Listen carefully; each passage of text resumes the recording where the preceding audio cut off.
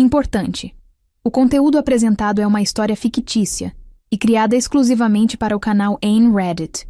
Nenhum dos eventos narrados aconteceu na realidade. Criado apenas para entretenimento. Ela trabalhou 3 empregos para pagar a própria faculdade. Foi sozinha à própria formatura. E durante 6 anos mandou quase R$60 mil para uma família que nunca perguntou se ela estava bem. Quando o pai mandou uma mensagem pedindo R$12 mil como se fosse um boleto, ela respondeu, mas não do jeito que eles esperavam. Fui sozinha à minha formatura, comi coxinha numa padaria com a Beca no colo, e só 6 anos depois entendi que tinha sido o plano B da minha família desde os 16 anos. Meu nome é Camila Souza Campos. Tenho 32 anos. E por toda a minha vida adulta, fui conhecida na minha família por uma única coisa: dar um jeito. Precisa de alguém que pague a conta de luz atrasada? Camila dá um jeito. Precisa de alguém que ajude a irmã a se mudar para um apartamento novo? Camila dá um jeito. Precisa de alguém que empreste dinheiro sem data de devolução, que apareça no domingo quando ninguém mais quer ir, que abra mão do próprio final de semana, do próprio planejamento, do próprio dinheiro? Camila sempre dá um jeito. Só que eu estava cansada de dar jeito nas vidas dos outros, enquanto a minha própria vida sangrava por um rombo que eu fingia não ver. Meu pai, Hélio Campos, trabalhou 40 anos como supervisor de almoxarifado numa indústria têxtil em Campinas.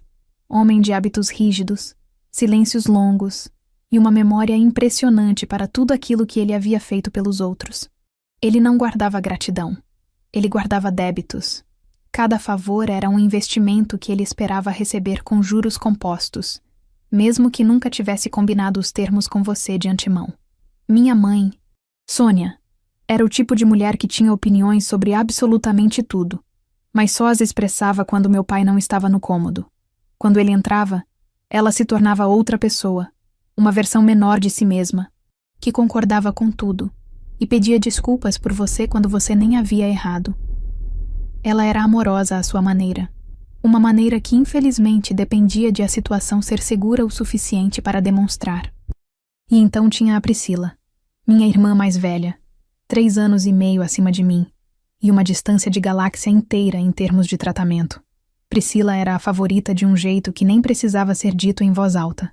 Era visível na arquitetura das decisões cotidianas, no Natal em que ela ganhou um notebook e eu ganhei uma mochila escolar, na formatura dela em que meu pai alugou um salão para 30 pessoas, e na minha, que aconteceu sem festa nenhuma, porque as coisas estavam apertadas naquele mês, no apartamento que eles ajudaram a mobiliar quando ela foi morar sozinha, e na minha mudança, para a qual ninguém foi, nem mesmo para carregar uma caixa. Eu cresci aprendendo que existiam 2 tipos de filha naquela casa, a que merecia e a que se virava. Eu era a que se virava. Me formei em administração pela Unicamp depois de 4 anos e meio trabalhando paralelamente como assistente administrativa numa distribuidora e dando plantão num call center nos finais de semana. Meu pai contribuiu com exatamente R$0 da minha faculdade. Quando eu me inscrevi no ProUni e consegui uma bolsa parcial, ele disse que eu havia tido sorte. Quando eu precisei do dinheiro da parcela que a bolsa não cobria, ele disse que as coisas estavam apertadas, que Priscila havia precisado de uma cirurgia no joelho naquele semestre e que os planos tinham seus limites. O plano de saúde cobriu 90% da cirurgia da Priscila. Eu não disse nada. Trabalhei mais um turno no call center por 4 meses e paguei a parcela sozinha. Quando me formei, num sábado de dezembro com um calor absurdo, minha família não foi à cerimônia. Minha mãe disse que meu pai estava com dor nas costas e que Priscila tinha um compromisso marcado há semanas. Fui sozinha. Peguei meu diploma sozinha. Tirei foto com uma professora que me conhecia pelo nome. E voltei para o meu quarto alugado num ônibus lotado com a Beca dobrada no colo. Naquela noite, comi uma coxinha numa padaria aberta na esquina e assisti a um filme no notebook. Não chorei. Guardei aquilo num lugar dentro de mim que eu ainda não sabia nomear direito.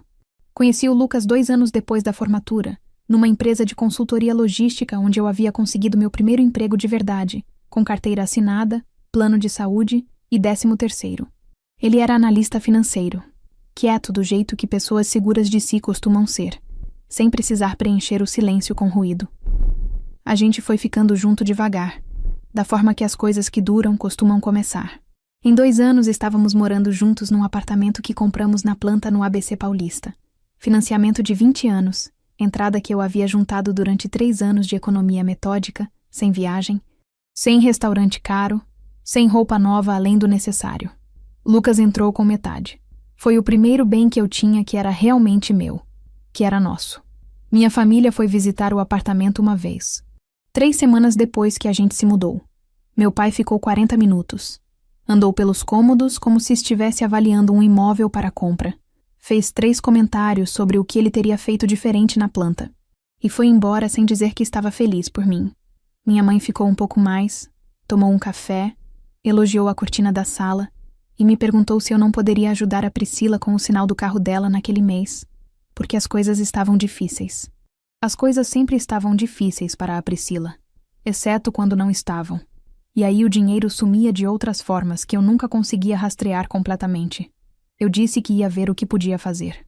Era a minha resposta padrão. Minha armadura verbal. Uma forma de não dizer sim na hora, mas que todo mundo na minha família já havia aprendido a traduzir como sim com prazo de 2 dias. Ajudei com o sinal do carro da Priscila.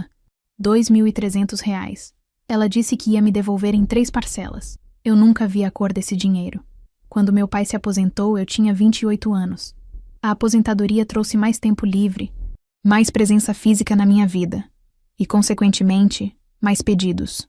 Não pedidos diretos, porque Hélio Campos nunca havia sido homem de pedir diretamente.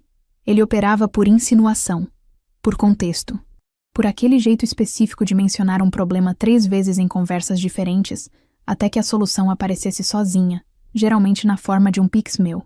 O telhado da casa precisava de reforma. Mencionou na primeira visita de setembro. Mencionou de novo num almoço de domingo em outubro.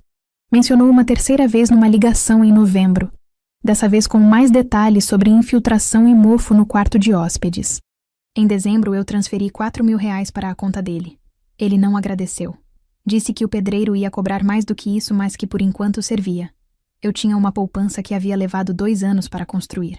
Depois do telhado, ela havia minguado para menos da metade. Lucas soube do Pix 3 dias depois, quando viu o extrato. Ele não brigou comigo. Não era o tipo, mas ficou quieto de um jeito diferente naquela noite. E eu sabia o que aquele silêncio específico significava. Era o silêncio de alguém que está vendo um padrão que a outra pessoa ainda não está pronta para encarar. Você vai continuar fazendo isso? Ele perguntou finalmente. Quando a gente já estava deitado, e eu fingia que ia dormir. Fazendo o quê? Bancando eles. Não é bem assim. Ele não respondeu. Virou de lado. E aquela conversa ficou suspensa no teto do nosso quarto como uma coisa que a gente ainda ia ter que terminar um dia. O ponto de virada, quando eu penso agora, não foi um momento dramático. Foi uma ligação de uma terça-feira à tarde, comum, sem avisos. Minha mãe ligou às 2h40 da tarde. Eu estava no meio de uma reunião com um cliente e deixei cair no voicemail. Ela ligou de novo às 3h15. Saí da sala. Atendi no corredor. Camila, você pode falar? Posso, mãe. O que foi? Sua irmã está passando por um momento muito difícil. O Rodrigo pediu separação. Rodrigo era o marido da Priscila. Eles estavam juntos há 6 anos. Eu não havia gostado dele desde o começo, mas esse era um detalhe que eu havia aprendido a guardar para mim. Sinto muito, mãe. Como ela está? Arrasada. Você sabe como ela é sensível. Seu pai e eu estamos preocupados. A gente queria ver se você podia ajudar com o aluguel dela por uns meses enquanto ela se reorganiza. Só até ela conseguir um emprego melhor. Priscila tinha emprego. Trabalhava como recepcionista num consultório odontológico havia 4 anos. Eu sabia disso. Minha mãe sabia disso. O que minha mãe estava pedindo, traduzido do idioma familiar para o português claro, era que eu subsidiasse minha irmã indefinidamente enquanto ela decidia o que queria fazer com a própria vida. Quanto é o aluguel dela? Perguntei. 1.800. Mas se você puder ajudar com um pouco mais, ela também precisa pagar o cartão atrasado. Quantos meses atrasado? 2. Mais os juros. Quanto dá? Sua mãe fez uma pausa. Umas 2.000 e pouco, acho. Eu fiquei olhando para a parede do corredor. Uma placa de saída de emergência piscava levemente num canto. Pensei que aquela placa era a coisa mais honesta que eu havia visto em semanas. Mãe, eu preciso conversar com o Lucas. Claro, claro. Mas não demora muito, tá? Ela está muito mal. Desliguei. Voltei para a reunião. Apresentei minha parte da análise com voz firme e slides organizados. Ninguém na sala sabia que por dentro eu estava fazendo uma conta diferente. Não a dos números da reunião. A conta de tudo que eu havia dado e tudo que nunca havia voltado. Naquela noite contei para o Lucas. Contei tudo. Não só o pedido novo, mas a lista inteira. O telhado, o carro da Priscila, os 2.300 que nunca voltaram. As transferências menores que eu havia feito ao longo dos anos sem registrar direito porque me envergonhava de admitir, nem para mim mesma, o quanto havia acumulado. Ele me ouviu sem interromper. Quando eu terminei, ele foi até a gaveta do escritório, pegou um caderno e uma caneta e voltou para a mesa. Vamos somar. A gente ficou sentado por 40 minutos levantando tudo que eu conseguia lembrar. Ele anotava. Eu falava. Às vezes eu hesitava em algum valor e ele esperava sem pressa, sem julgamento. Quando terminamos, o número no caderno era R$ 53.200. Eu olhei para aquele número por um tempo longo. R$ 53.000. Em 6 anos. Sem contar o que era impossível de quantificar. As viagens que eu não fiz. Os cursos que eu adiou. A reserva de emergência que eu reconstruí 3 vezes do zero porque havia sido esvaziada antes de chegar onde precisava. Lucas fechou o caderno. Não disse que eu havia sido idiota. Não disse que tinha me avisado. Só colocou a mão sobre a minha na mesa e ficou quieto. O que você quer fazer? Ele perguntou.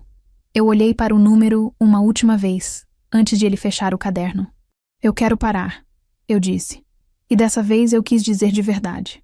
Não liguei para minha mãe no dia seguinte. Nem no dia depois. Ela ligou para mim na quinta-feira, e eu atendi, mas disse que ainda estava conversando com o Lucas e que precisava de mais alguns dias. Ela ficou em silêncio por um segundo, do tipo em que eu consigo ouvir ela reordenando a abordagem em tempo real. Camila, sua irmã está chorando todo dia. Ela não está dormindo direito. Mãe, eu também passei por momentos difíceis. Ninguém me ligou perguntando se eu estava dormindo direito. Isso é diferente. Por que é diferente? Porque você sempre deu um jeito, filha. Desliguei o telefone com cuidado. Coloquei ele de lado na mesa. Olhei pela janela do escritório para a rua lá embaixo. Com o movimento de sempre. Motoboy, ônibus. Gente andando com pressa para lugares que eu não conhecia. Porque você sempre deu um jeito. Não era um elogio. Nunca havia sido. Era uma classificação. Uma função que me havia sido atribuída sem que eu tivesse assinado nada. Sem que ninguém tivesse me perguntado se eu queria esse papel e que havia sido renovada automaticamente todo ano. Todo mês. Toda vez que eu atendia o telefone e dizia que ia ver o que podia fazer. Eu havia dado um jeito a vida inteira. Só que ninguém havia dado um jeito por mim. Nenhuma vez. 3 semanas depois daquela ligação, num sábado de manhã que começou absolutamente normal, com café passado na hora e Lucas lendo alguma coisa no tablet, meu telefone vibrou na mesa da cozinha. Era meu pai. Uma mensagem de texto. Hélio Campos não costumava mandar mensagem de texto. Ele ligava, falava rápido. Desligava antes de você terminar de responder. O fato de ter mandado texto já era incomum o suficiente para eu sentar antes de abrir. Abri. Li 2 vezes. Depois levantei, fui até a sala e estendi o telefone para o Lucas, sem dizer nada. Ele leu. Colocou o tablet de lado. Tirou os óculos. Ele não pode estar falando sério. Ele está completamente sério. A mensagem dizia o seguinte: sem saudação, sem contexto, como se fosse um comunicado interno de empresa. Camila, preciso que você deposite R$ 12.000 na minha conta até sexta-feira. É para ajudar a Priscila a se reestabelecer. Você sabe o número da conta. R$ 12.000. Até sexta-feira. Você sabe o número da conta. Como se fosse um boleto. Como se eu fosse uma linha de crédito com nome e CPF, disponível 24 horas. 7 dias por semana, sem taxa de juros e sem data de vencimento, porque o vencimento era sempre agora. Era sempre urgente. Era sempre a Priscila. Era sempre o telhado. Era sempre alguma coisa que nunca era sobre mim. Lucas me devolveu o telefone. Estava olhando para mim com aquela expressão que eu havia aprendido a reconhecer nos últimos anos. Não era pena. Era algo mais próximo de uma pergunta silenciosa. A mesma pergunta que ele havia feito meses atrás no escuro do nosso quarto. Dessa vez eu não fingi que ia dormir. Dessa vez eu sabia exatamente o que eu ia fazer. Lucas ficou me olhando enquanto eu pegava o telefone de volta e abria o aplicativo do banco. Ele não disse nada. Só acompanhou com os olhos. Eu digitei o valor. Deixei o cursor piscando no campo por uns 10 segundos. Então apaguei o que havia digitado e escrevi outro número. R$12. No campo de descrição, escrevi 4 palavras. Restabelecimento da Priscila. Sucesso. Lucas leu por cima do meu ombro. Ficou quieto por um momento. Depois fez um som baixo, quase imperceptível, que não era bem uma risada, mas era alguma coisa nessa direção. Você tem certeza? Ele perguntou. Nunca tive tanta certeza de nada. Confirmei a transferência. A tela ficou verde. R$12 enviados para Hélio Campos. Coloquei o telefone na mesa com a tela para baixo. Me levantei e fui terminar o café que havia esfriado na bancada. Meu pai demorou 52 minutos para responder. Eu sei porque fiquei de olho no relógio sem querer, da forma que a gente acompanha uma coisa que sabe que vai acontecer, mas não sabe exatamente quando. Como esperar um trovão depois do relâmpago. Quando o telefone vibrou, era uma ligação, não uma mensagem. Ele havia pulado a fase do texto e foi direto para a voz, o que significava que estava suficientemente fora de si para querer me ouvir em tempo real. Atendi. O que é isso que você mandou? A voz dele estava controlada da forma que fica, quando a raiva ainda não transbordou, mas já está na borda. Mandei o que pude, pai. R$12? Você está me zoando? Não estou. R$12 foi o que coube no meu orçamento essa semana para ajudar com o restabelecimento da Priscila. Silêncio. O tipo de silêncio em que dá para ouvir alguém respirando de um jeito muito deliberado. Camila, eu pedi 12 mil. Eu sei o que você pediu. Então por que você mandou R$12? Porque eu decidi que R$12 era o valor correto. Outra pausa. Mais longa. Você está sendo ridícula. Fiquei quieta. Deixei o silêncio trabalhar por mim. Sua irmã está passando por um momento muito sério. Separação não é brincadeira. Ela precisa de apoio da família. Eu precisei de apoio da família muitas vezes, pai. E você teve. Não tive. E eu posso detalhar cada uma das vezes que precisei, e ninguém apareceu se você quiser ter essa conversa agora. Ele não quis. Eu sabia que não ia querer.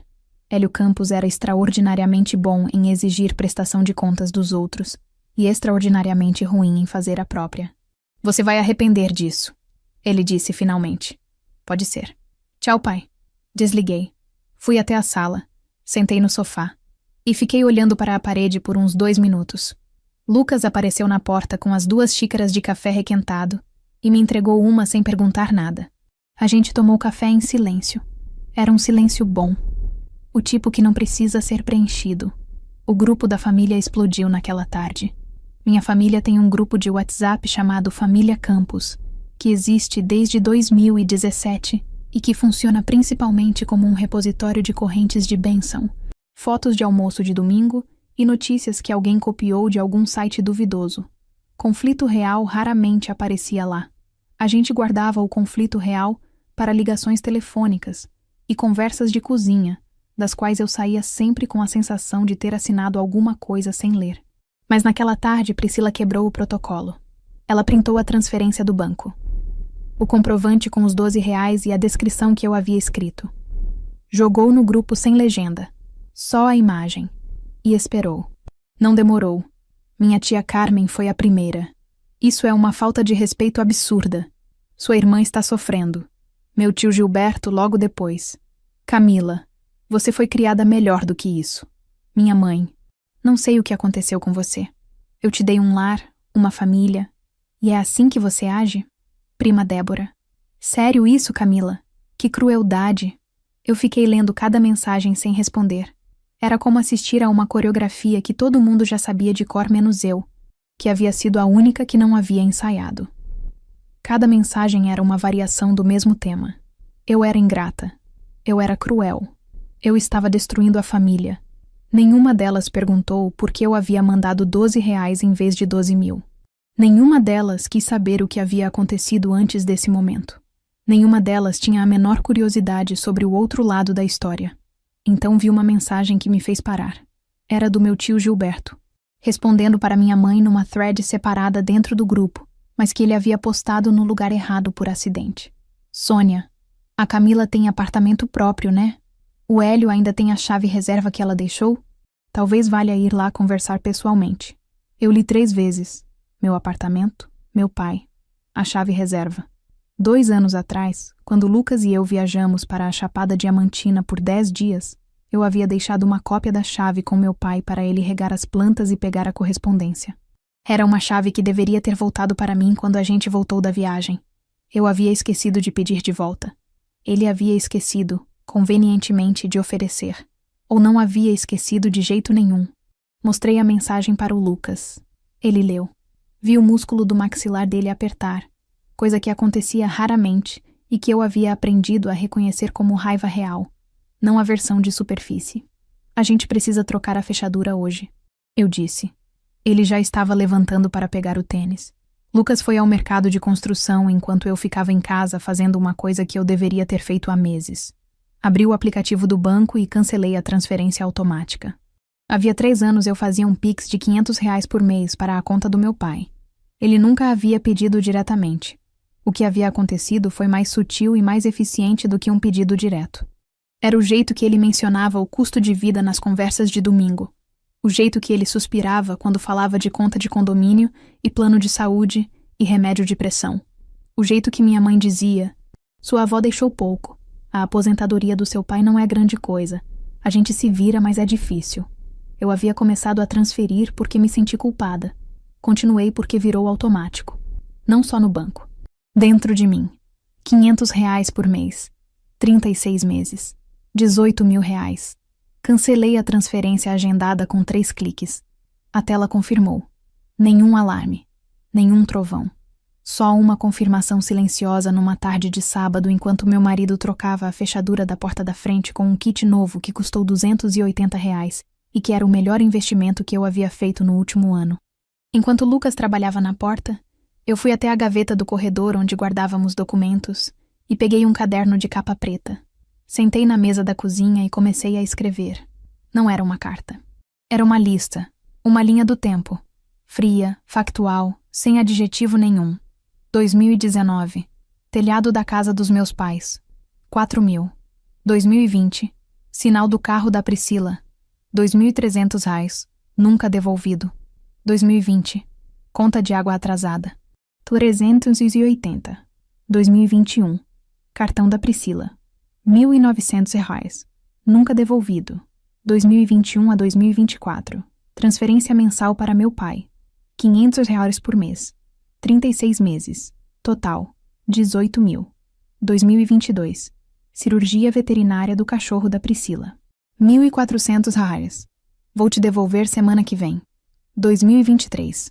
Reforma da cozinha dos meus pais, minha parte. 3.200. 2023. Passagem aérea para minha mãe vir me visitar. 890. Ela cancelou a viagem 3 dias antes. 2024. Cartão da Priscila de novo. R$2.100. Escrevi por 40 minutos. Quando parei, a conta total estava em R$57.900. Quase R$58.000. Em 6 anos. Olhei para o número. Pensei em tudo que esse número poderia ter sido. Uma reserva de emergência real. Um fundo para o filho que Lucas e eu falávamos em ter, mas que eu sempre adiava porque não me sentia segura financeiramente o suficiente. Uma viagem para a Europa que estava numa lista há 4 anos. Um curso de especialização que eu havia pesquisado, mas não havia feito, porque não dava para encaixar no orçamento naquele semestre, nem no próximo, nem no seguinte. R$58.000. E ninguém havia ido à minha formatura. Lucas entrou na cozinha com as mãos sujas de graxa e uma expressão de missão cumprida. Pronto. Fechadura nova, maçaneta nova, e mudei o código do portão eletrônico também. Virei o caderno para ele ver o número. Ele olhou por um tempo. 58.000, eu disse. Mais ou menos. Ele puxou a cadeira e sentou do meu lado. Pegou o caderno, leu cada linha devagar, voltou ao começo, leu de novo. O cachorro da Priscila, ele disse quando chegou nessa linha. O cachorro da Priscila. Ele fechou o caderno. Empurrou de volta para mim. O que você quer fazer com isso? Ainda não sei, mas quero guardar. Guarda, ele disse. E guarda bem guardado. Meu pai ligou na manhã seguinte. Domingo, 7h42 da manhã, antes do café. Atendi porque às vezes a gente atende por reflexo antes do cérebro acordar completamente. Camila, preciso conversar com você. A voz estava diferente. Não era a raiva de sábado. Era outra coisa, mais baixa, mais calculada. O tom que ele usava quando queria parecer razoável. Pode falar, pai. Olha, eu acho que a gente começou essa conversa do jeito errado. Você mandou aqueles R$ 12, que foi uma grosseria, mas eu entendo que você estava brava. O que eu quero é resolver isso como adulto. Que bom. Pode falar. A Priscila precisa de ajuda de verdade. Camila, não é frescura. Ela está sem condições de pagar o aluguel esse mês. O cartão dela está estourado. E o Rodrigo não está cooperando com a pensão. Eles não têm filhos, pai. Não tem pensão para filhos. Mas ele deveria ajudar na transição. Ele é uma pessoa irresponsável. Fiz uma anotação mental de que pessoa irresponsável era a descrição que meu pai usava para o ex-marido da Priscila, mas não para a filha que havia gastado quase R$ 60 mil ao longo de 6 anos sem jamais ouvir um obrigado. Pai, eu não vou mandar os 12 mil. Ele respirou fundo. Ouvi. Eu não estou pedindo os 12 mil agora. Estou pedindo o que você puder. Mesmo que seja 5. 5 mil reais. Mesmo que seja 5 mil reais. Dito com o tom de quem está fazendo uma concessão generosa. Não vou mandar 5 mil também. Silêncio. Quanto você vai mandar então? Nada, pai. Não vou mandar nada. A pausa que se seguiu foi longa o suficiente para eu contar até 8. Você está falando sério. Estou falando sério. Depois de tudo que eu fiz por você. A sua criação, a sua educação, o teto que eu coloquei sobre a sua cabeça por 18 anos. Você está me dizendo não? Você colocou teto sobre a minha cabeça e também sobre a da Priscila. Mas a Priscila ganhou carro, curso, depósito de apartamento e não sei quantas outras coisas que eu não ganhei. Então, quando você fala em tudo que fez por mim... Pai, eu preciso que você seja mais específico, porque o que você fez por mim e o que você fez por ela são histórias muito diferentes. Ele ficou em silêncio de novo, mas era um silêncio diferente do anterior. Não era o silêncio de quem está calculando o próximo argumento. Era o silêncio de alguém que acabou de perceber que o terreno sob os pés não é o que pensava que era. Quando ele voltou a falar, a voz tinha mudado outra vez. Você está sendo influenciada pelo Lucas. Não estou. Estou sendo influenciada por mim mesma que finalmente decidi me ouvir. Ele desligou. Eu fiquei com o telefone na mão por um momento. Então coloquei no carregador, fui até a cozinha e preparei o café da manhã. Lucas desceu as escadas 10 minutos depois, cabelo bagunçado, olhos ainda meio fechados, e encontrou a mesa posta. Ovos mexidos, torrada, café passado, suco de laranja. Ele olhou para a mesa. Olhou para mim. Você está bem? Eu estou muito bem, eu disse. E era verdade. A semana que se seguiu foi estranha da forma que o silêncio pode ser estranho quando você está acostumada com barulho. Minha mãe não ligou. Meu pai não ligou. O grupo da família ficou quieto, o que nunca acontecia. Até as correntes de bênção pararam por uns dias, como se o luto pela minha recusa tivesse engolido até os conteúdos religiosos. Só a Priscila mandou uma mensagem. Na quarta-feira à noite. Você sabe que eu nunca pedi para você me ajudar, né? Foi pai e mãe que pediram. Não coloca isso em mim. Fiquei olhando para essa mensagem por um tempo. Era uma afirmação tecnicamente correta e moralmente conveniente. Ela nunca havia pedido diretamente. Ela só havia aceitado, repetidamente, sem questionar, sem oferecer devolver, sem uma vez sequer perguntar se eu estava bem financeiramente para ajudar. Não responder também era uma resposta. Guardei o telefone. Foi numa quinta-feira que eu descobri a parte que mudou tudo. Lucas chegou do trabalho com uma cara que eu reconhecia. Não era preocupação exatamente. Era mais o jeito que ele ficava quando tinha processado alguma coisa o dia inteiro e estava pronto para dizer. A gente se sentou no sofá. Ele abriu o celular, virou para mim e eu vi que era uma conversa no WhatsApp. Com a minha prima Débora. Débora e Lucas se davam bem. Trocavam mensagem de vez em quando. Ela havia sido uma das poucas pessoas da família que havia aparecido no nosso apartamento mais de uma vez, sem precisar de nada. Ele havia mandado mensagem para ela naquela manhã, diretamente, perguntando se ela sabia de alguma coisa sobre o histórico financeiro da Priscila com a família. Não de mim com a família. Da Priscila. A resposta de Débora estava na tela. Eu li. Precisei ler 2 vezes.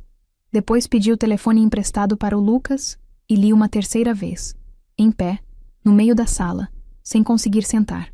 Débora havia contado que, num almoço de família 3 meses antes, quando eu não estava presente, meu pai havia comentado com naturalidade, como se fosse a coisa mais óbvia do mundo, que não precisavam se preocupar tanto com os gastos da Priscila, porque a Camila sempre cobre quando aperta. Essa menina nunca deixou faltar nada. E minha mãe havia completado, com o mesmo tom casual. A Camila é diferente. Desde pequena ela se virou sozinha. Ela não precisa de ajuda. Ela dá ajuda. Ela não precisa de ajuda. Ela dá ajuda. 32 anos da minha vida resumidos numa frase dita num almoço de domingo do qual eu nem fiz parte. Coloquei o telefone de volta na mão do Lucas. Fui até a janela. Fiquei olhando para a rua lá embaixo por um tempo que eu não consegui medir. Ele veio ficar do meu lado. Não disse nada. Só ficou lá. Eu nunca precisei de ajuda porque ninguém me deu a opção de precisar, eu disse finalmente. Era uma conclusão, não uma pergunta. Eu sei, ele disse. Fiquei mais um tempo na janela. Deixei aquilo assentar no lugar certo dentro de mim. Não era raiva o que eu sentia. Era algo mais limpo do que raiva. Era clareza. O tipo de clareza que só vem quando uma verdade que você já sabia de algum jeito finalmente encontra as palavras certas para existir em voz alta. Eu tinha sido o plano de contingência da minha família durante anos. A rede de segurança que ninguém havia pedido permissão para instalar, que ninguém havia agradecido por estar lá, e que todos esperavam que estivesse sempre disponível, sempre firme, sempre pronta para amortizar as quedas dos outros. E eu havia permitido, não por fraqueza, por um tipo de amor torto que eu havia confundido com obrigação, e que eles haviam encorajado a confundir porque era conveniente para todos, menos para mim. Me virei para o Lucas. Eu tenho uma coisa para fazer, eu disse. Ele assentiu como se já soubesse. Fui até a mesa, abri o caderno de capa preta e comecei a escrever. Não a lista de números dessa vez. Outra coisa. Uma mensagem. Para o grupo da família. Escrevi devagar, com cuidado, sem adjetivo, sem acusação, sem emoção visível. Só fatos. Datas e valores e eventos, na ordem em que haviam acontecido. Do começo até agora. Terminei de escrever. Reli 2 vezes. Lucas leu por cima do meu ombro. É preciso, ele disse. Não é cruel, não é exagerado. É só a verdade. Salvei no rascunho. Ainda não era hora de enviar. Mas ia chegar. Guardei o rascunho por 11 dias. 11 dias em que a minha família ficou em silêncio seletivo. Aquele tipo de silêncio que não é paz, é estratégia. Ninguém ligou para perguntar como eu estava. Ninguém mandou mensagem perguntando se eu havia mudado de ideia. Era como se estivessem esperando que o peso do isolamento me fizesse ceder, que a ausência deles doesse o suficiente para eu pegar o telefone e dizer tudo bem. Quanto vocês precisam mesmo? Só que o silêncio deles não doía. Doía menos do que 32 anos de presença condicionada. No 8º dia, Débora me ligou. Não para me pressionar. Percebi logo no tom da voz. Ela estava ligando do jeito que as pessoas ligam quando querem contar alguma coisa antes que você descubra de outro jeito. Cami, você sabe que eu estou do seu lado nessa, né? Sei, Dé. O que foi? Ela respirou fundo. Sua mãe está contando para todo mundo que você teve uma crise. Que o Lucas te influenciou contra a família. Que você está passando por um problema emocional sério. E que não está bem. Fiquei quieta por um segundo. Uma crise. Ela falou para a tia Carmen, que falou para não sei quem, e agora tem gente na família que acha que você precisa de ajuda profissional. Que você enlouqueceu de repente. Entendi. Obrigada por me contar. Dé, Cami, o que você vai fazer? Ainda não sei, mas vou fazer alguma coisa. Desliguei e fiquei sentada na cadeira do escritório por um tempo. Uma crise. Minha mãe havia transformado a minha decisão de parar de me sacrificar numa narrativa de colapso emocional. Era mais fácil do que a alternativa, que era admitir que eu havia simplesmente acordado. Lucas estava trabalhando em casa naquele dia. Apareceu na porta do escritório com uma xícara de café e aquela cara de quem já percebeu que alguma coisa aconteceu. Minha mãe está dizendo para a família que eu tive uma crise nervosa, eu disse. Ele colocou o café na mesa.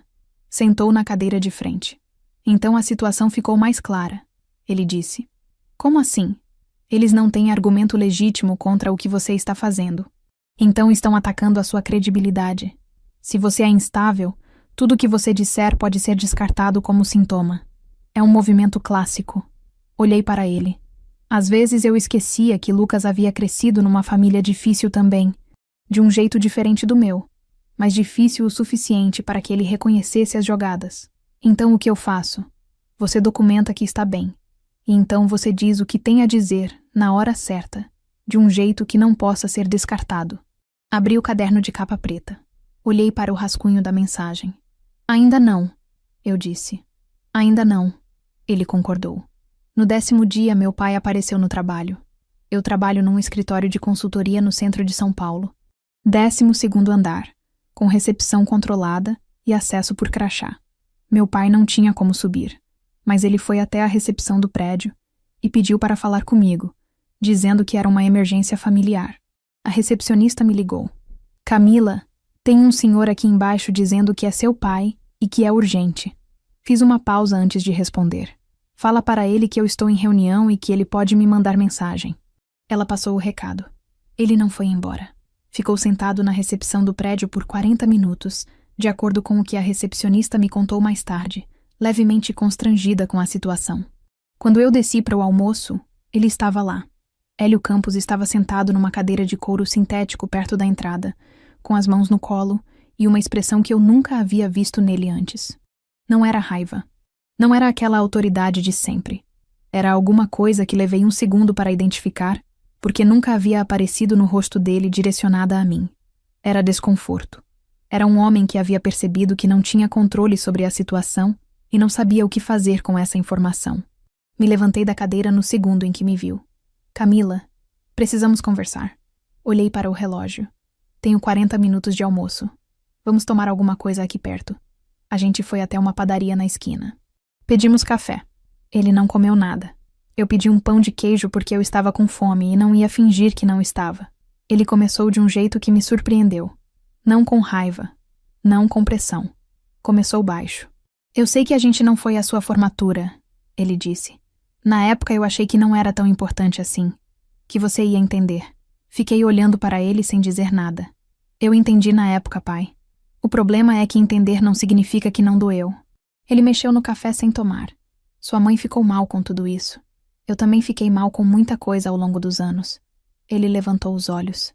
Tinha alguma coisa neles que eu não sabia bem como nomear. Não era remorso completo. Era mais o começo de um remorso que ele ainda estava resistindo em deixar entrar.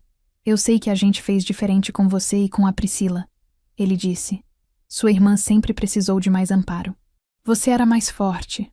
Eu era mais forte porque vocês não me deixaram escolha, pai. Ninguém nasce sabendo se virar sozinho. Eu aprendi porque era a única opção que eu tinha. Ele ficou em silêncio. Eu continuei. Você sabe quanto eu mandei para vocês nos últimos 6 anos? No total? Ele balançou a cabeça levemente. Não, disse, com uma honestidade que me pegou de surpresa. Quase 58 mil reais. Ele piscou. Uma vez. Eu não sabia que era tanto. Eu sabia. Eu estava lá cada vez que transferi. Mas tudo bem, porque vocês precisavam e eu achava que era o que família fazia. O problema é que família é uma via de mão dupla. Pai. E a minha mão nunca recebeu nada de volta. Ele ficou olhando para o café. Eu não acho que você é um pai ruim, eu disse. Acho que você é um pai que nunca parou para me olhar de verdade. Sempre olhou para a Priscila. Sempre olhou para o que precisava ser resolvido, mas nunca olhou para mim e perguntou: o que a Camila precisa? O que a Camila está sentindo? A Camila está bem? Minha voz estava firme. Não estava elevada. Estava firme da forma que as coisas ficam quando você praticou dizer a verdade dentro da própria cabeça, vezes suficientes para ela não tremer mais quando sai pela boca. Ele não respondeu por um tempo longo. Depois disse: eu não sei como consertar isso. Eu sei, eu disse. E a verdade é que talvez não dê para consertar tudo. Mas o primeiro passo seria você parar de mandar a Priscila ou a mãe falar por você. Parar de aparecer no meu trabalho e dar um tempo para que eu decida se quero reconstruir alguma coisa com você. Isso não é uma punição. É o mínimo de espaço que eu preciso para pensar. Ele assentiu. Uma vez. Pequeno. Paguei o meu café. Me levantei. Preciso voltar ao trabalho. Ele ficou sentado. Não foi embora enquanto eu ainda estava de pé. Na porta da padaria, eu parei e me virei. Pai, para de dizer para as pessoas que eu tive uma crise. Eu não tive uma crise. Eu tomei uma decisão. São coisas muito diferentes. Saí sem esperar resposta. O 11º dia chegou numa sexta-feira. Eu acordei antes do alarme, o que era incomum. Fiquei deitada por uns minutos olhando para o teto, ouvindo o Lucas respirar do meu lado, ouvindo o barulho lento da rua lá embaixo acordando. Sabia que era hoje. Não havia um motivo específico. Era só aquela sensação de que algumas coisas têm o tempo certo, e quando o tempo chega, você simplesmente reconhece. Me levantei. Fiz café. Abri o caderno de capa preta na mesa da cozinha.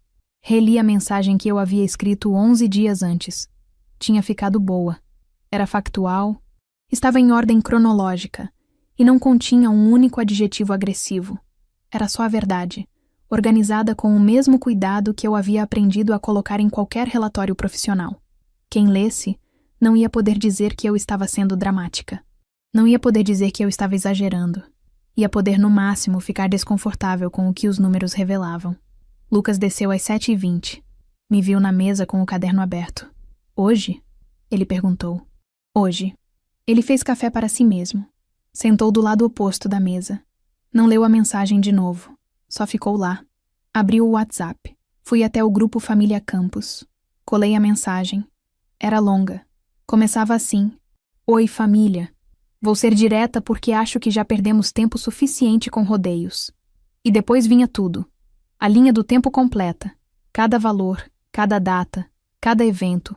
A formatura que aconteceu sem ninguém. Os R$ 57.900 ao longo de 6 anos. O dinheiro do carro da Priscila que nunca voltou. A transferência mensal que eu havia cancelado. A chave que meu pai havia ficado sem me avisar. A mensagem dos R$ 12.000 enviada como se fosse um boleto. Os R$ 12 que eu havia mandado de volta. A conversa no almoço de família que Débora havia me contado, na qual eu havia sido descrita como o plano de contingência da família. E por último, a informação de que minha mãe havia espalhado que eu estava em crise nervosa, quando na verdade eu estava apenas acordada. Terminava assim. Não estou enviando isso para magoar ninguém. Estou enviando porque cansei de ser a única pessoa nesse grupo que conhece a história completa. Agora todo mundo conhece. O que cada um faz com essa informação é escolha de cada um. Camila. Enviei. Coloquei o telefone na mesa com a tela para cima, dessa vez. Não fui esconder na gaveta. Não fui me distrair com outra coisa. Fiquei sentada, tomando café, esperando. Lucas não disse nada. Só ficou do meu lado. A primeira mensagem demorou 4 minutos. Foi da tia Carmen. Que absurdo. Lavar roupa suja de família em grupo. Não respondi. Meu tio Gilberto. Camila, isso é desnecessário. Não respondi. Minha mãe demorou mais. 12 minutos. Quando apareceu, eram 2 linhas. Esses números estão errados. Você está exagerando. E eu nunca disse que você teve uma crise. Não respondi. Priscila não escreveu nada no grupo. Mas me mandou mensagem privada. Você é uma pessoa muito amargurada. Espero que você se cure disso um dia. Não respondi. Meu pai não escreveu nada. Nem no grupo, nem em privado. Completo silêncio de Hélio Campos. Que era, curiosamente, a resposta mais reveladora de todas. Hélio Campos, que tinha opinião sobre tudo, que nunca deixava uma afronta sem resposta, ficou quieto. Porque não havia argumento contra números datados e fatos documentados. Ele sabia disso melhor do que ninguém. Débora escreveu no grupo. O que eu não esperava. Eu estava no almoço em que o tio Hélio falou que a Camila era o plano de contingência da família. Eu ouvi. Estava lá. Isso aconteceu.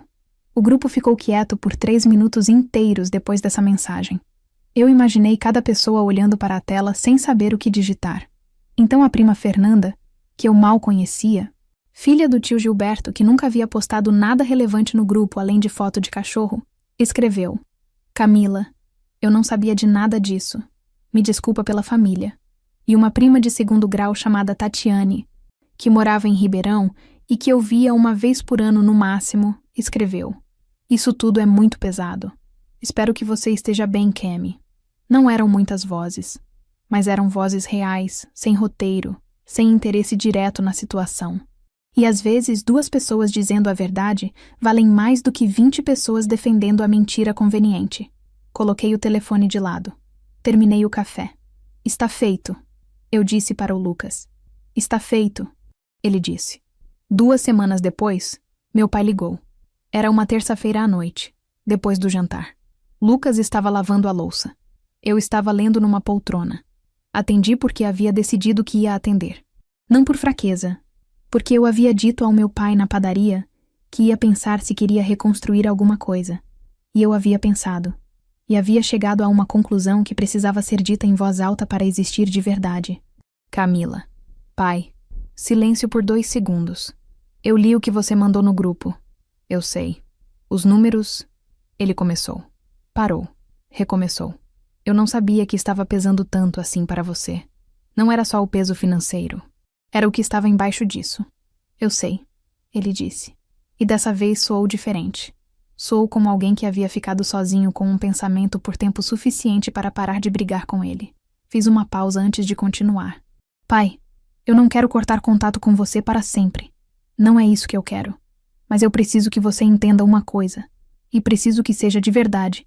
Não só palavras para a situação passar. Pode falar. Eu não sou a filha de reserva. Nunca fui. Eu sou uma pessoa.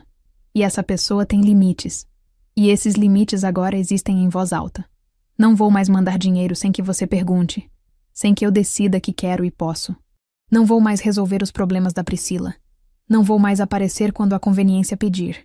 Se você quiser uma relação comigo daqui para frente, ela vai ser diferente da que foi até agora. Mais honesta. Mais equilibrada. Ou não vai existir. Ele ficou em silêncio por um tempo longo. É justo, ele disse finalmente. 2 palavras. Simples. Mas eram as 2 palavras que eu havia esperado ouvir minha vida inteira sem nunca ter recebido. Não chorei. Já havia chorado por isso dentro de mim, em lugares que não apareciam no rosto. Estava feito. A gente vai tentar, pai, mas vai ser diferente. Tá bom, filha. Desliguei. Fiquei quieta por um momento.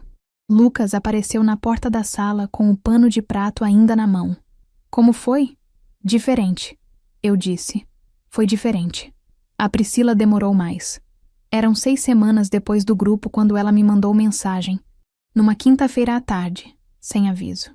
Posso te ligar? Fiquei olhando para a mensagem por uns 2 minutos. Depois respondi. Pode. Ela ligou em seguida. A voz estava mais baixa do que eu estava acostumada. Priscila costumava falar com aquela entonação de quem espera ser o centro do cômodo. Dessa vez estava diferente. Mais quieta. Mais real. Eu preciso te pedir desculpa, ela disse. Fiquei esperando.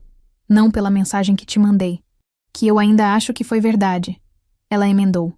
E reconheci ali a Priscila de sempre, incapaz de se desculpar completamente sem preservar alguma coisa. Mas pelo resto. Por ter aceitado dinheiro seu sem questionar. Por nunca ter perguntado se você estava bem. Por ter ficado do lado dele sem ouvir o seu lado.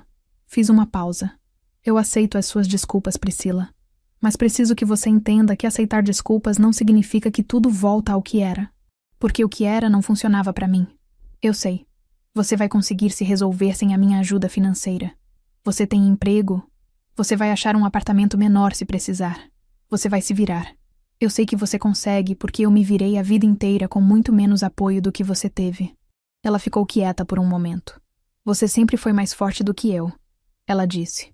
Não sou mais forte, Priscila. Só fui obrigada a ser mais cedo. A gente ficou em silêncio por um tempo que não foi incômodo. Curiosamente, era o silêncio de 2 pessoas que estavam, talvez pela primeira vez, se vendo sem o roteiro de sempre. Vou tentar ser diferente, ela disse. Eu também. Eu disse, e quis dizer isso de verdade. 3 meses depois daquela sexta-feira em que enviei a mensagem no grupo, a minha vida tinha uma textura diferente. Não era perfeita. Não era um final de filme onde tudo se resolve em cena única e a música sobe enquanto os créditos aparecem. Era mais sutil do que isso, e por isso era mais real. Minha mãe ainda não havia me ligado diretamente para se desculpar. Ela havia mandado uma mensagem de aniversário no meu aniversário, 3 semanas depois do grupo, com um emoji de bolo e muitas felicidades, filha. Era pouco. mas era a primeira vez em anos que ela havia me mandado alguma coisa que não era um pedido embutido num afeto. Eu havia respondido, obrigada, mãe, e deixado assim. Por enquanto era o suficiente. Com meu pai, a gente estava se reconstruindo devagar. Ele havia ligado 3 vezes nas semanas seguintes, conversas curtas, sem pedido nenhum. Na terceira ligação, ele havia perguntado como estava o meu trabalho. Era a primeira vez que eu me lembrava dele fazer essa pergunta de forma genuína, sem usar o trabalho como gancho para mencionar que as coisas estavam apertadas. Com a Priscila, a gente havia tomado um café uma vez, numa padaria neutra, sem falar em dinheiro nenhuma vez durante a hora e meia que ficamos juntas. Ela havia contado sobre o processo de divórcio, sobre o apartamento novo que havia achado, sobre um segundo emprego que estava considerando. Eu havia ouvido. Havia dado opinião quando ela pediu. Não havia oferecido dinheiro. Ela não havia pedido. Era o começo de uma relação diferente. Talvez não chegasse a ser o que eu sempre havia querido ter com a minha irmã, mas era mais honesta do que o que tínhamos antes. O que eu não esperava, e que veio de um lugar que eu não havia previsto, foi o e-mail. Era de uma prima distante, Juliana, filha de uma tia que morava em Goiânia, e com quem eu tinha contato esporádico. Ela havia visto a mensagem do grupo porque estava no grupo, mas nunca havia comentado nada lá. O e-mail era longo. Ela contava que havia passado por algo parecido na própria família, que havia sido durante anos a pessoa que resolvia tudo e que nunca recebia nada em troca, e que havia lido minha mensagem no grupo e ficado 3 dias pensando nela antes de conseguir escrever alguma coisa. Você fez o que eu não tive coragem de fazer ainda, ela escreveu. E eu precisava te dizer isso. Respondi o e-mail naquela noite. A gente começou uma troca de mensagens que foi ficando mais longa e mais honesta a cada semana. Uma amizade nova surgindo de uma ruína velha. Às vezes as coisas funcionam assim. 4 meses depois do grupo, tomei uma decisão que havia adiado por anos. Me inscrevi no MBA que estava numa aba aberta do meu navegador havia 18 meses, que eu havia pesquisado e fechado e reaberto mais vezes do que conseguia contar, que eu havia deixado de lado porque o dinheiro sempre parecia estar comprometido com alguma coisa urgente que, agora eu sabia, não era tão urgente assim. Eram 32 mil reais de investimento. Eu tinha o dinheiro. Havia sido poupado ao longo do ano porque nada havia saído para outras pessoas, porque eu havia parado de ser o plano de contingência de quem quer que fosse. Cliquei em confirmar matrícula. Lucas estava do meu lado quando eu fiz isso. Ele não disse nada. Só colocou a mão no meu ombro por um segundo. Depois a gente foi jantar num restaurante que há meses estava na nossa lista e que a gente sempre adiava. Não por motivo nenhum naquela noite específica. Só porque era terça-feira. E porque a gente podia. E porque às vezes a vingança mais silenciosa e mais completa é simplesmente viver bem quando antes você vivia para os outros. A gente comeu bem. Tomou vinho. Ficou até tarde. Na volta para casa, no carro, olhando a cidade passar pela janela, eu pensei na Camila de 20 anos que trabalhou 3 empregos para pagar a faculdade enquanto os pais pagavam o da Priscila. Pensei na Camila de 26 anos que foi sozinha à própria formatura e comeu coxinha numa padaria de esquina com a beca dobrada no colo. Pensei na Camila de 30 que havia olhado para um número no caderno e finalmente entendido que ela havia estado do lado errado de uma equação que nunca foi justa. E pensei na Camila de 32 anos que estava sentada naquele carro, indo para o próprio apartamento, com o próprio marido, com um MBA matriculado e uma conta bancária que era só dela. Não havia chegado lá por milagre. Havia chegado por teimosa persistência. Por anos de acordar cedo e ir dormir tarde e engolir a injustiça e continuar mesmo assim. Mas havia chegado. E dessa vez, ninguém ia pedir para eu dividir. No último domingo de outubro, meu pai me ligou por volta das 10 da manhã. Camila, sua mãe e eu íamos almoçar aqui em casa. Você e o Lucas querem vir? Fiz uma pausa. Não longa. Só o tempo certo. Deixa eu confirmar com ele e te falo. Pai, confirmei com o Lucas. Ele disse que ia. Ligamos de volta para meu pai. Dissemos que íamos. Foi um almoço quieto. A Priscila não estava. Estava com amigas. A minha mãe fez frango assado e arroz com passas, que era o prato que ela fazia quando queria que as coisas corressem bem. Meu pai ficou mais quieto do que o normal. Me fez 2 perguntas sobre o MBA. Pareceu ouvir as respostas de verdade. Não foi perfeito. Não foi aquele almoço de filme onde tudo está resolvido e todo mundo está sorrindo e ninguém carrega o peso do que aconteceu. Era real. Era complicado. Era um começo que não apagava nada, mas abria uma possibilidade que antes não existia. Quando a gente foi embora, no corredor, minha mãe me abraçou por um segundo a mais do que o costumeiro. Não disse nada. O abraço disse. Eu deixei. Na noite desse mesmo domingo, sentei na varanda com o Lucas e uma taça de vinho cada um. E fiquei olhando para a cidade por um tempo sem precisar dizer nada. Tinha uma coisa que eu havia aprendido, naqueles meses todos, que nenhum livro havia me ensinado, e que nenhuma conversa tinha conseguido traduzir direito até que eu vivesse. Fronteiras não são muros. Não são punições. Não são crueldade embrulhada em autoajuda. Fronteiras são o jeito que você ensina às pessoas como te tratar. E quando você nunca coloca nenhuma, quando você está sempre disponível, sempre cedendo, sempre dando jeito, o que você ensina, sem querer, é que você não tem limite, que pode se pedir sem parar, que você vai aguentar. A minha família havia aprendido isso sobre mim porque eu havia ensinado. E quando eu parei de ensinar, quando eu mudei a lição, tudo ficou difícil por um tempo, porque pessoas não gostam quando as regras mudam, especialmente quando as regras antigas as beneficiavam. Mas depois do difícil veio outra coisa. Veio a possibilidade de relações reais, imperfeitas, em construção, sem garantia nenhuma, mas reais, baseadas no que eu estava disposta a oferecer de verdade, não no que eu havia sido convocada a dar. Lucas falou do nada, olhando para a cidade. Você parece diferente dos últimos meses. Como assim? Não sei explicar direito. Mais dentro de você mesma, talvez. Pensei sobre isso. É porque eu parei de me dividir. Eu disse. Quando você para de dar pedaços seus para todo mundo, fica mais inteira. Ele assentiu devagar. Tomou um gole de vinho. A gente ficou em silêncio mais um tempo. A cidade fazia seu barulho de sempre lá embaixo. Um vizinho de cima fechou uma janela. Alguém na rua buzinou uma vez. Eu estava inteira. E era suficiente. Era mais do que suficiente. O que essa história revela é simples e devastador ao mesmo tempo. Quando você nunca coloca um limite, você não está sendo generosa. Você está ensinando. Ensinando que pode ser usada, que vai aguentar, que o seu não nunca vai chegar. Camila demorou 6 anos e quase 60 mil reais para mudar a lição. A pergunta que fica é: quanto você já pagou para ensinar as pessoas como te tratar? Você teria mandado os 12 reais ou teria cedido? Comenta aqui embaixo. E se você conhece alguém que também é o plano de contingência da própria família, manda esse vídeo para essa pessoa agora.